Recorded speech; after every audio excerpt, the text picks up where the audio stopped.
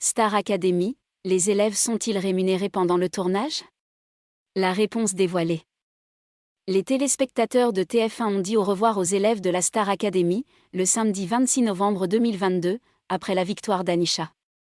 Lors d'un entretien sur VL, Chris, Stanislas et Sanzo ont fait des révélations sur la rémunération des élèves pendant le tournage.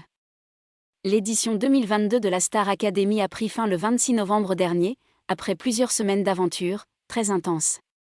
Pendant la finale, durant laquelle s'affrontaient Léa, Anisha, Louis et Enola, la pression était plus qu'au rendez-vous.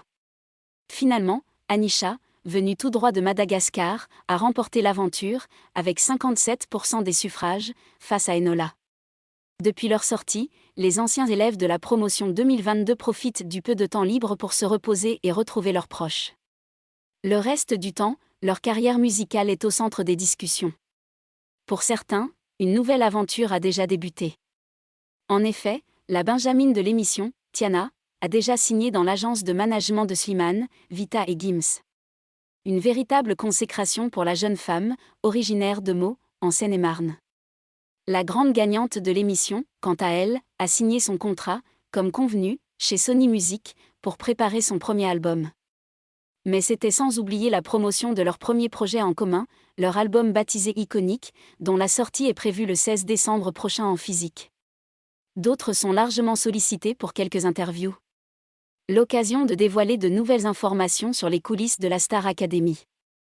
Les élèves du château sont-ils rémunérés? Il y a quelques jours, Sanzo, Stanislas et Chris étaient les invités de l'émission Less et the City sur Radio VL, présentée par Leslie Benaroche. Surnommés les 2CS dans le château de Damary-Lélis, le trio iconique ont été interrogés, lors de cet entretien, sur une question que beaucoup d'entre vous se posent: les élèves de la Star Academy sont-ils payés pendant l'aventure? Et bonne nouvelle, la réponse a enfin vu le jour.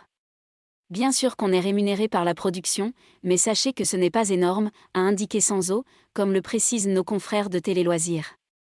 En revanche, les anciens élèves ont souligné que la rémunération dépendait de leurs heures de tournage, donc, pour être plus précis, de leur temps de présence dans le château de la Star Academy.